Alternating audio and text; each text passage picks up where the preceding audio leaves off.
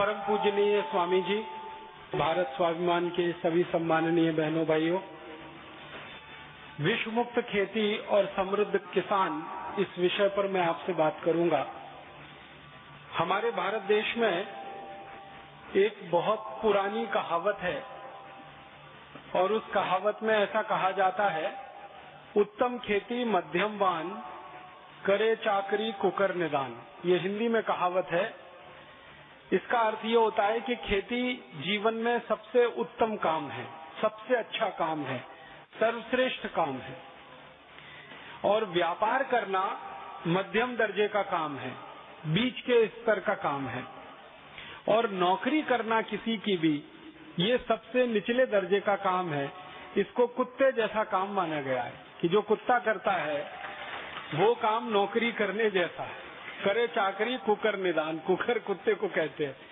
तो हमारे यहाँ नौकरी करना सबसे खराब काम है, व्यापार करना उससे थोड़ा बेहतर काम है, और खेती करना सबसे अच्छा, सबसे उत्तम काम है। ये भारत में हजारों साल से चला आया।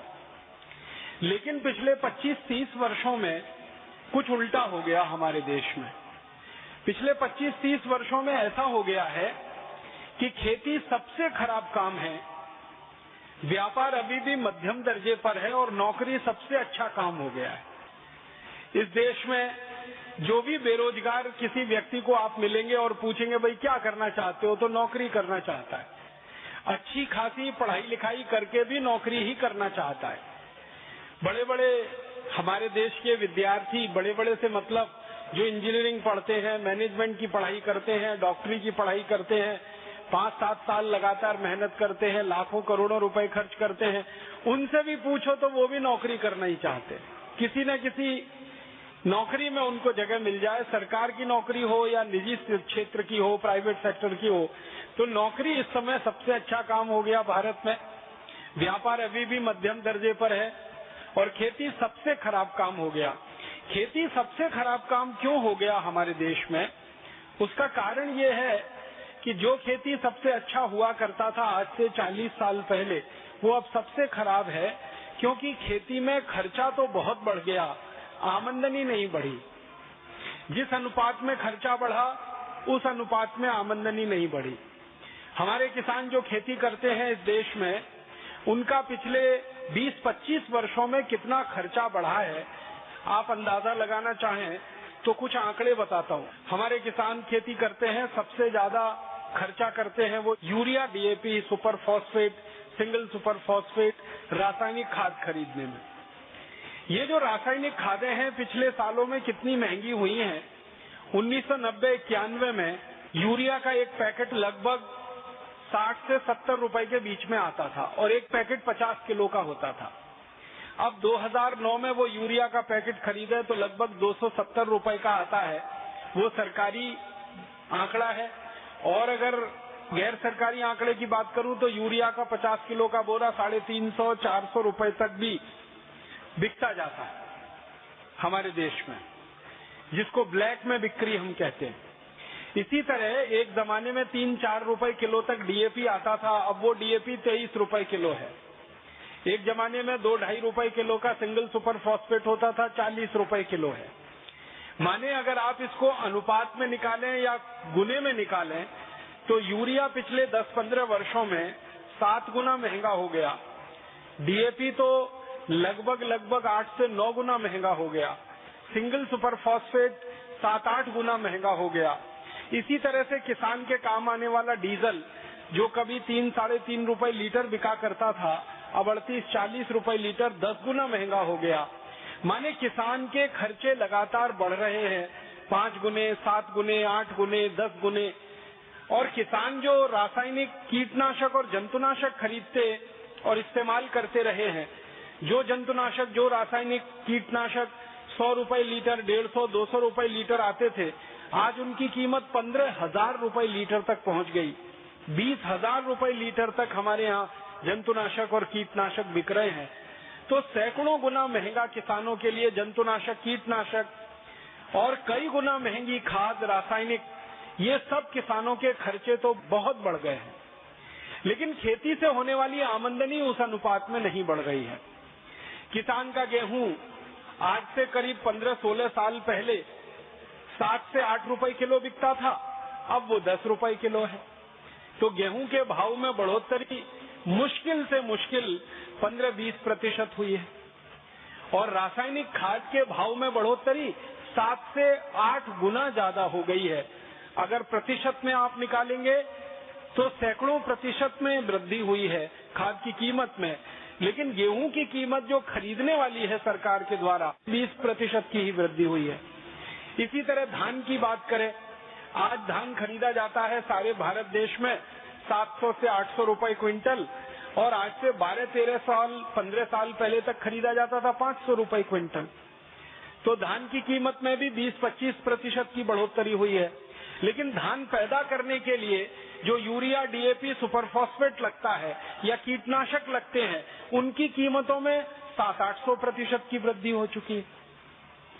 तो किसान जो बेचे उसकी कीमत तो ज्यादा बढ़ती नहीं है, किसान जो बाजार से खरीदे वो कई गुना ज्यादा महंगा हो गया है। तो पूरी की पूरी खेती घाटे में चली गई है। अब इस घाटे की खेती को करने में किसान की जो समस्या आ रही है वो ये कि वो जब भी खेती करता है, फसल निर्माण करता है, फसल उत्पादन होती है, बिक्री होते ही सारा पैसा किसान के हाथ से निकल जाता है। वो या तो खाद खरीदने वाली कंपनियों के जेब में, या कीटनाशक खरीदने वाली बेचने वाली कंपनियों की जेब में, या किसान के लिए बीज बेचने वाली कंपनियों की जेब में। किसान के पास कुछ नहीं बचता। तो दैनिक जीवन के काम चलाने के लिए किसान फिर कर्ज लेना शुरू करता है, फिर कर्ज का ब्याज भरना पड़ता है, फिर और कर्ज बढ़ जाता है, फिर और ब्याज देना पड़ता है। और आपको शायद जानकर ये तकलीफ होगी, दुख होगा कि भारत में किसान अकेला एक समूह है जो चक्रवर्ती ब्याज देता है कर्ज पर। हम शहरों में रहते हैं और शहरों में रहने के लिए मकान बनाना पड़ता है, बैंक से कर्ज लेते हैं, साधारण ब्याज दर पर हमें बैंक का कर्ज मिल जाता है। हम शहरों में रहते हैं, गाड़ियां चाहिए हमको, गाड़ी खरीदने के लिए साधारण ब्याज दर पे कर्ज मिल जाता है। लेकिन किसान अपने खेत में ट्रैक्टर अगर चलाने के लिए ट्रैक्टर खरीदे, बैल खरीदे, किसान जंतुनाशक खरीदे, कीटनाशक खरीदे, उसके लिए कर्ज लेना पड़े सहकारी संस्थाओं से, पत संस्थाओं से, तो चक्रवर्ती ब्याज पे कर्ज मिलता है किसानों को। और आप जानते हैं चक्रवर्ती ब्याज दुनिया में सबसे खतरनाक होती है। मैं एक दिन ऐसे ही मनोरंजन के लिए एक छोटा सा आकलन कर रहा था कि मैं अगर चक्रवर्ती ब्याज की दर पर कहीं से कर्ज ले लूं, मान लीजिए 1% की चक्रवर्ती ब्याज की दर पर 100 रुपए का कर्ज मैं ले लूं, मात्र 1% की चक्रवर्ती ब्याज की दर पर 100 रुपए का कर्ज ले लूं, तो 250 से 300 साल में वो कर्ज इतना हो जाता है कि संपूर्ण भारत देश की पृथ्वी के बराबर का सोना अगर मैं वापस कर दूं तो कर्ज मुक्त नहीं हो सकता। इतना खतरनाक होता है चक्रवर्ती ब्याज का चक्कर। आप में से गणित के कोई विद्यार्थी रहे हो तो आप इसका अंदाजा लगा सकते हैं। हमारा किसान इसी चक्रवर्ती ब्याज के चक्कर में फंसा हुआ है। इस देश का एक भी किसान भाई बहन ऐसा नहीं है जो कर्जदार न हो, क्योंकि खेती में उत्पादन के लिए जो खर्च है वो बहुत ज्यादा और बिक्री के लिए जो लाभ है वो बहुत कम। तो हर एक किसान कर्जे में फंसा है।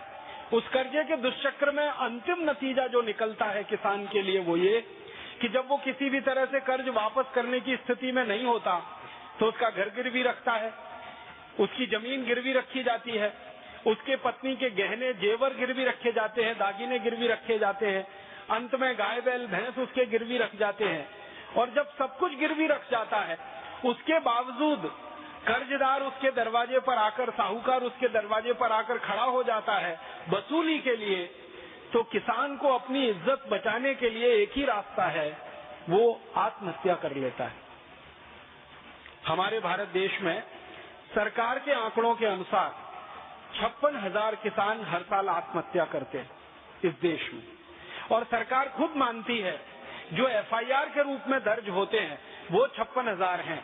अगर एफआईआर ना हो और किसानों की आत्महत्याएं हो, सरकार को पता ही ना चले, पुलिस को रिपोर्ट ना कराई जाए, ऐसी आत्महत्याओं को जोड़ा जाए तो वो लाख से ऊपर निकलता है।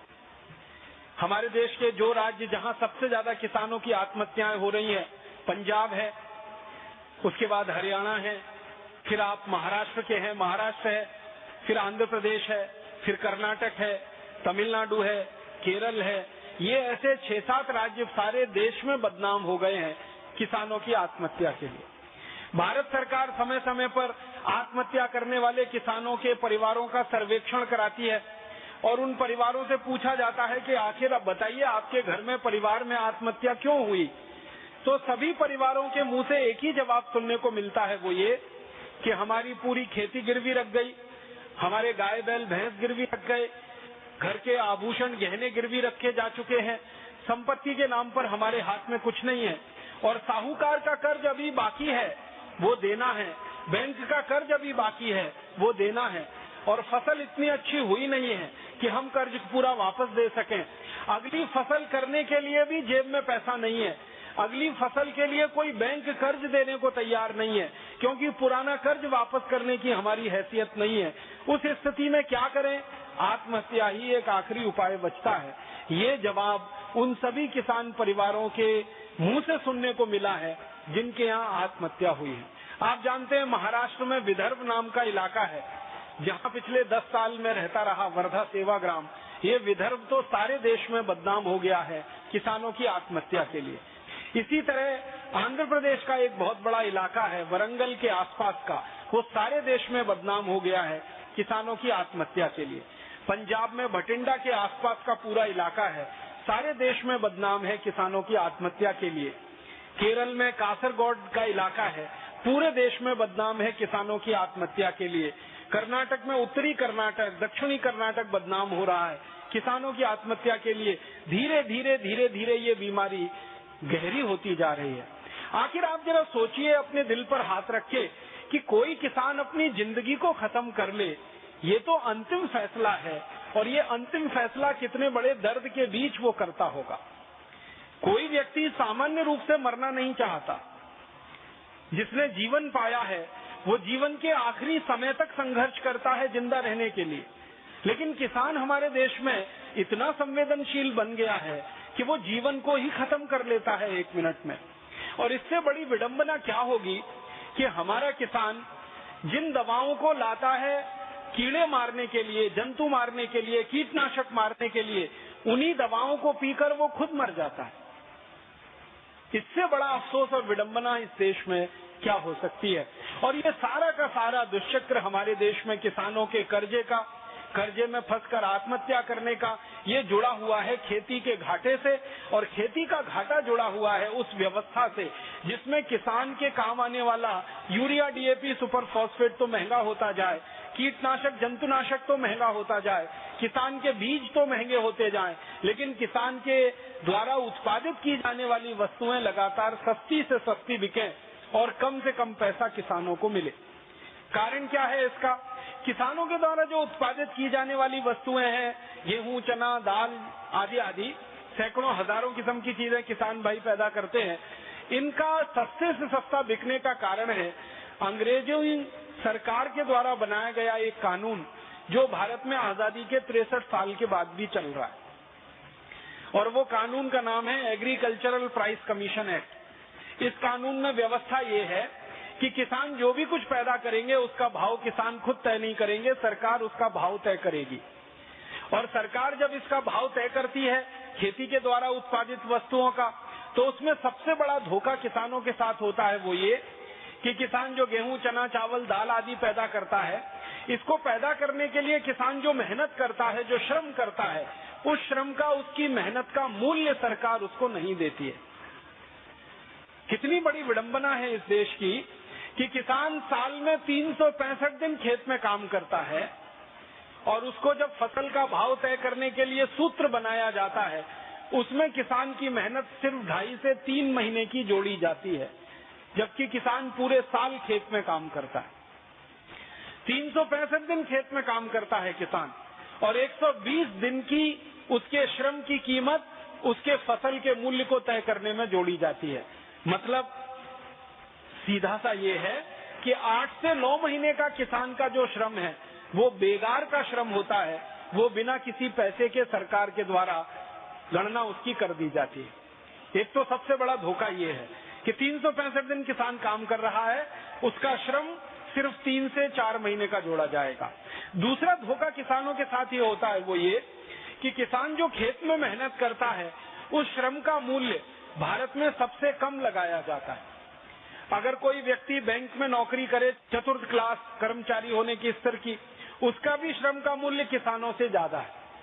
हमारे देश के बैंक में काम करने वाला चतुर्थ श्रेणी का कर्मचारी एक दिन में बड़े आराम से 300 से 400 रुपए अपनी मेहनत का श्रम का मूल्य पा लेता है, लेकिन किसान को अपनी मेहनत का, अपने श्रम का एक दिन का मूल्य 100 रुपए से ज्यादा कभी सरकार के द्वारा दिया नहीं जाता। और ये 100 रुपए भी पिछले 2-3 वर्षों में हुआ है। 2-3 वर्ष पहले तक तो 60 रुपए ही गिना जाता था किसान की मेहनत का एक दिन का मूल्य। और इससे भी बड़ा दुख है, अफसोस है, वो ये कि किसान काम करता है खेत में अकेले नहीं, पूरे परिवार के साथ, लेकिन जब उसके श्रम का मूल्य जोड़ा जाता है तो सिर्फ अकेला। उसका पूरा परिवार काम करता, उसकी पत्नी काम करती है, बच्चे काम करते हैं, उनका श्रम का मूल्य सरकार जोड़ती ही नहीं है उसमें। और इस कारण से खेती के द्वारा पैदा होने वाली हर चीज इस देश में बहुत सस्ती है। गेहूं 10-11 रुपए किलो, चावल 6-7 रुपए किलो में सरकार खरीद लेती है, कपास वगैरह 12 से 15 रुपए किलो में खरीद लिया जाता है, बहुत आंदोलन हो तो 20 रुपए किलो का भाव मिल जाता है। शुगर केन, गन्ना, वो सबसे सस्ता खरीदा जाता है इस देश में किसानों के खेतों में से। और सबसे एक और मुश्किल की बात है कि किसानों से ये सब सरकार खरीद लेती है और उसका भुगतान 1-1 साल तक किसानों को नहीं होता। आप सब महाराष्ट्र के रहने वाले हैं, गन्ना बेचने के लिए किसान जो मिलों में जाता है, शुगर मिल में जाता है, वहाँ के रिकॉर्ड्स आप चेक कर लीजिए, किसी भी किसान को कोई भी शुगर मिल तुरंत भुगतान नहीं करती। 6 महीने के बाद, 8 महीने के बाद, साल भर के बाद, कहीं कहीं तो 2-2 साल के बाद। और ये जो महाराष्ट्र की कहानी है वो पूरे देश की कहानी है। कपास बेच देते हैं किसान, 6-6 महीने, साल भर उनका भुगतान नहीं होता है। सरकार उसको बेचकर मुनाफा कमाती रहती है, धंधा करती रहती है, किसान की जेब में पैसा नहीं आ पाता। तो इन सब कारणों से किसान की आमदनी हमेशा कम रहती है और खर्चे उसके हमेशा से ज्यादा रहते हैं। कितनी बड़ी विडंबना है। आप इसको दूसरे तरीके से सोचने की कोशिश करिए कि अगर मैं किसान हूँ, आप किसान हैं, बाजार में जाकर एक साबुन खरीदें 15 रुपए का, तो 15 रुपए का 100 ग्राम साबुन खरीदने के लिए 1.5 किलो गेहूं बेचना पड़ जाए। 15 रुपए का 100 ग्राम साबुन खरीदने के लिए कम से कम 2 किलो धान बेचना पड़ जाएगा। अगर 1.5 किलो गेहूं का मूल्य हम जांचने की कोशिश करें तो 1.5 किलो गेहूं से अगर आटा बना दिया जाए, आटे की रोटी बना दी जाए तो 2 परिवार के लिए पर्याप्त होगी। तो जितने में 2 परिवार का पेट भर जाएगा, उतने रुपए का गेहूं बेचकर एक 100 ग्राम साबुन हम बाजार से खरीद पाएंगे। मतलब सीधा सा ये है कि साबुन का मूल्य और उसकी कीमत बहुत ज्यादा है, गेहूं का मूल्य और उसकी कीमत बहुत कम है। कारण उसका यही है, साबुन पैदा करने वाले जो उद्योगपति हैं उनको साबुन का भाव तय करने का अधिकार है। किसान गेहूं पैदा करता है, धान पैदा करता है, उसको अपना भाव तय करने का ही अधिकार नहीं है। और तय भी करे तो सरकार इस फॉर्मूले से तय करती है कि उद्योगों में पैदा होने वाली वस्तुओं की कीमतें अलग तरीके से तय की जाती हैं, खेती में पैदा होने वाली चीजों की कीमतें बिल्कुल अलग तरीके से तय की जाती हैं। उद्योगों में जो श्रमिक काम करते हैं उनका श्रम मूल्य बाजार के हिसाब से होता है और किसान जो खेतों में काम करता है उनका श्रम मूल्य सबसे कम होता है। इसलिए किसान के ऊपर ये अत्याचार है और इसलिए खेती अभी घाटे का सौदा होती चली जा रही है। खेती के घाटे का सौदा होने का जो सबसे बड़ा कारण हम लोगों को समझ में आता है वो ये कि किसान के द्वारा खरीदा जाने वाला रासायनिक खाद, जंतुनाशक, कीटनाशक, ये उनका सबसे बड़ा खर्चा है। एक औसतन अगर मैं बात करूं तो किसान की जिंदगी की आमदनी का 60% हिस्सा रासायनिक खाद खरीदने में चला जाता है, 20% हिस्सा जंतुनाशक और कीटनाशक खरीदने में चला जाता है और बाकी का जो 20% बचा हुआ किसान का हिस्सा होता है वो उसकी दैनिक जीवन के काम करने में खर्च हो जाता है। बेटे बेटियों का विवाह करना है, उनकी पढ़ाई करनी है, मुकदमेबाजी है, उसमें बिजली का बिल है और दूसरे तरह के खर्चे में बाकी 20% निकल जाता है।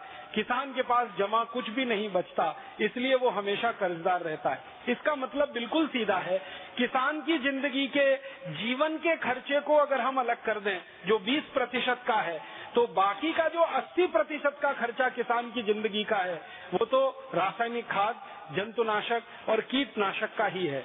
और पिछले आजादी के 40-45 वर्षों में खासकर किसानों के बीच में सरकार के द्वारा एक बहुत बड़ा दुष्प्रचार किया गया है, वो ये कि किसान अगर रासायनिक खाद नहीं डालेंगे तो उत्पादन नहीं होगा, कीटनाशक नहीं डालेंगे तो फसल खत्म हो जाएगी, जंतुनाशक नहीं डालेंगे तो फसल चौपट हो जाएगी।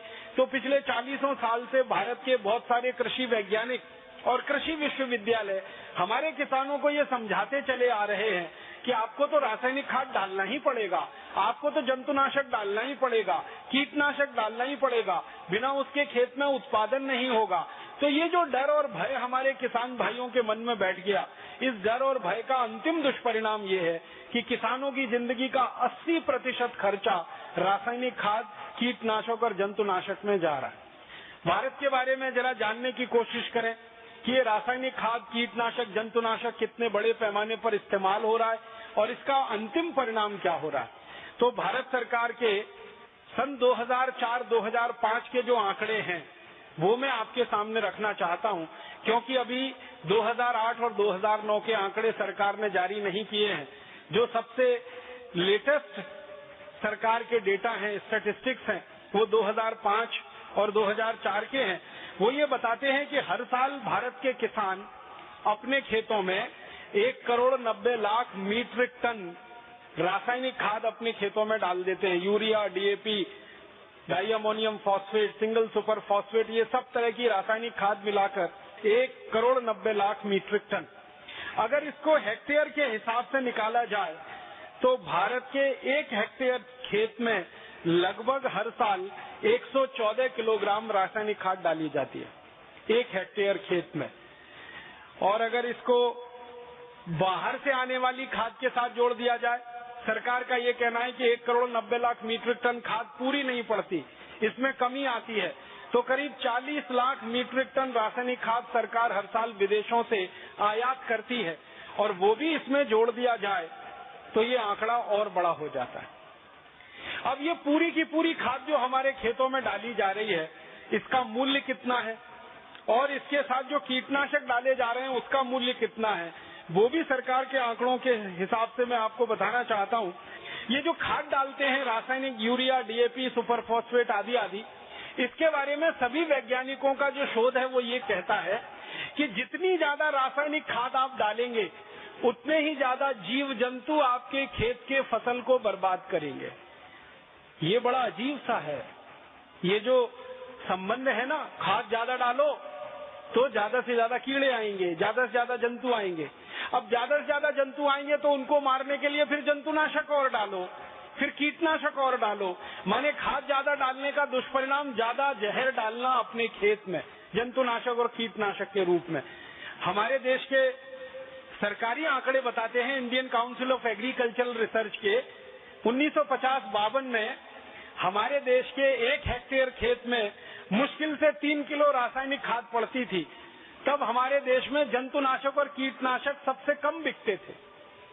अब हमारे देश के 1 हेक्टेयर खेत में 114 किलोग्राम खाद पड़ जाती है, तो जंतुनाशक और कीटनाशक सबसे ज्यादा बिकते हैं। मतलब सीधा सा ये है कि पिछले 1952 से 2009 के बीच में जितना ज्यादा से ज्यादा यूरिया, डीएपी हमने खेत में डाला है, उतना ही ज्यादा कीटनाशक और जंतुनाशक डालने की जरूरत पड़ी है, क्योंकि उतने ही ज्यादा कीड़े हमारी फसल पर लगना शुरू हुए हैं। ये चक्कर क्या है, ये जरा समझना चाहिए। सरल शब्दों में मैं समझाना चाहता हूँ। होता क्या है कि जब हम यूरिया, डीएपी, सुपरफॉस्फेट खेत में डालते हैं तो खेत की मिट्टी में किसान की मदद करने वाले, फसल की मदद करने वाले करोड़ों करोड़ों जीव होते हैं। आपने बचपन में थोड़ा भी विज्ञान पढ़ा होगा, कृषि विज्ञान, तो आपने 2 शब्द पढ़े होंगे, एक मित्र जीव और एक शत्रु जीव, एक मित्र कीट और एक शत्रु कीट। हमारे खेत की मिट्टी में किसानों की मदद करने वाले भी जीव हैं और किसानों को नुकसान पहुंचाने वाले भी हैं। जब हम यूरिया, डीएपी ज्यादा डालते हैं तो किसानों की मदद करने वाले जो मित्र कीट होते हैं वो सब मर जाते हैं, मित्र जीव सब मर जाते हैं। और उनके मर जाने के कारण जो शत्रु कीट और शत्रु जीव हैं वो फसल पर हावी हो जाते हैं और फसल को बर्बाद करने में कोई कसर नहीं छोड़ते। और किसानों को वो नुकसान से बचने के लिए फिर बहुत ज्यादा कीटनाशक और जंतुनाशक डालना पड़ता है और उससे खेती का खर्च बहुत बढ़ता चला जाता है। हमारे देश के खेतों में 1,90,00,000 मीट्रिक टन जो रासायनिक खाद डाला जा रहा है, उसके कारण हर साल 90,000 मीट्रिक टन कीटनाशक और जंतुनाशक डालना पड़ता है। अब 90,000 मीट्रिक टन जंतुनाशक और कीटनाशक हम खेत में डाल देते हैं और 1,90,00,000 मीट्रिक टन रासायनिक खाद डाल देते हैं। दोनों जहर अगर मिला लिया जाए तो ये कहाँ पहुंचेगा और किस स्तर पर हमको प्रभावित कर रहा है, इसको जरा समझें। हमारे भारत में 115 करोड़ लोग रहते हैं जो भोजन करते हैं। आपको मालूम है जितना रासायनिक खाद, जंतुनाशक, कीटनाशक हम खेत में डालेंगे वो सब मिट्टी में जाएगा, मिट्टी से पौधों की जड़ों में आएगा, पौधों की जड़ों से तने में आएगा, पत्ते में आएगा, फल में आएगा और अंतिम रूप से वो आपके पेट में आएगा। अगर खेत में गेहूं पैदा किया गया यूरिया डीएपी से और उसमें कीटनाशक जंतुनाशक डाला गया तो उस गेहूं को जो भी खाएगा उसके पेट में वो कीटनाशक जहर जाएगा ही, उसके पेट में वो रासायनिक खाद का जहर जाने ही वाला है। इसी तरह से धान के खेत में, इसी तरह से दालों के, सब्जियों के खेत में, जो भी खेत में आप डालेंगे अंतिम रूप से वो आपके पेट में आने वाला है। तो उस हिसाब से कुछ मैंने निकालने की, जानने की कोशिश की तो पता ये चला कि एक साल में जितना कीटनाशक हमारे खेतों में डाला जाता है और एक साल में जितना यूरिया डीएपी रासायनिक खाद खेतों में डाला जाता है अंत में वो हमारे पेट में आता है। तो भारत देश के हर व्यक्ति के पेट में साल में 1 किलो 700 ग्राम तो रासायनिक खाद चला जाता है, 1 किलो 700 ग्राम। और कीटनाशकों का जो जहर है, इंसेक्टिसाइड, पेस्टिसाइड्स का, वो करीब करीब 200 ग्राम हमारे हर व्यक्ति के पेट में चला जाता है। माने हर साल भारत का व्यक्ति 1 किलो 700 ग्राम तो यूरिया डीएपी सुपर फॉस्फेट खा रहा है और करीब 200 ग्राम भारत का हर व्यक्ति कीटनाशक, जंतुनाशक, जिनको अंग्रेजी भाषा में कहते हैं chlorpyrifos, dichromate, monocrotophos, DDT, endosulfan, malathion, parathion, benzene hexachloride आदि आदि नामों से जिन कीटनाशक और जंतुनाशकों को हम जानते हैं, ये हर साल हर व्यक्ति के पेट में 200 ग्राम जा रहे हैं और रासायनिक खाद के रूप में 1 किलो 700 ग्राम जा रहे हैं। अब ये अलग बात है कि भगवान ने आपको 2 अच्छे से किडनी दे रखी है जो इस जहर की सफाई करती रहती है। और अगर जहरीले कीटनाशक और जंतुनाशक की बात करें तो किलो किलो, क्विंटल के क्विंटल 100 साल की उम्र तक आदमी खाता ही है। और इसका अंतिम दुष्परिणाम क्या है कि आप जब ये यूरिया खा रहे हैं, डीएपी खा रहे हैं, सुपर फॉस्फेट खा रहे हैं और जहरीले कीटनाशक, जंतुनाशक खा रहे हैं तो अंत में आपके शरीर को जो बीमारियां हो रही हैं और उससे जो मौतें पूरे देश में हो रही हैं वो हमारे लिए बहुत ही दर्दनाक है। हमारे देश में 5 से 7 लाख लोग कैंसर से हर साल मर रहे हैं, सरकार के आंकड़े हैं और रिपोर्टेड केस है। हमारे देश के आईसीएमआर के डॉक्टर कहते हैं कि अनरिपोर्टेड केस को जोड़ लें तो ये 10 लाख से भी ऊपर निकल सकते हैं। हमारे देश में करोड़ों लोग डायबिटीज के शिकार हैं, करोड़ों लोगों को हाइपरटेंशन है, ब्लड प्रेशर की बीमारी है, करोड़ों लोगों को अस्थमा है, दमा है, ब्रोंकियल अस्थमा है, घुटनों का दर्द है, कमर का दर्द है, कंधों का दर्द है, जोड़ों का दर्द है। आपको मालूम है किडनी फेलियर के लाखों लाखों जो केस हमारे यहाँ आ रहे हैं, ये सारी की सारी बीमारियों के जड़ में अगर कोई है तो रासायनिक खाद, कीटनाशक और जंतुनाशक का भोजन जो रोज आप खा रहे हैं। हर आदमी हिंदुस्तान में आधा मिलीग्राम जंतुनाशक रोज खा जाता है, चाहे सब्जी को कितना भी धोकर आप पकाएं। आप सभी माताएं बहनें ये कहेंगी हम तो सब्जी को बहुत अच्छे से धो लेते हैं और बहुत अच्छे से गर्म पानी में धो लेते हैं। कई बहनें तो उनको कुछ घोल डालकर, पोटेशियम परमैंगनेट के घोल में डालकर धो लेती है। आप कितना भी धो लीजिए, आधा मिलीग्राम जहर तो रोज जाना ही है आपके शरीर में सब्जियों के माध्यम से। और यही जहर इकट्ठा होते होते आपको भयंकर बीमारियों का कारण। हमारे देश में कई विशेषज्ञों ने कुछ गंभीर शोध किए हैं। मैं उनकी 2-3 बातें जो बहुत महत्व की हैं आपसे कहना चाहता हूं कि आजकल हमारी माताओं में और पुरुषों में नपुंसकता की जो बीमारी बहुत तेजी से बढ़ी है। बहुत सारी माताएं, बहुत सारे पुरुष बच्चा पैदा करने में असमर्थ हैं, संतान का सुख लेने में असमर्थ हैं। इसका मूल जो कारण है वो जंतुनाशक और कीटनाशक का भोजन है। फिर हमारे देश में ब्रेन कैंसर, फिर हमारे देश में ब्लड कैंसर, इन दोनों के सबसे ज्यादा जो केसेस बढ़ रहे हैं उसका कारण जंतुनाशक, कीटनाशक और जहरीला रासायनिक भोजन है।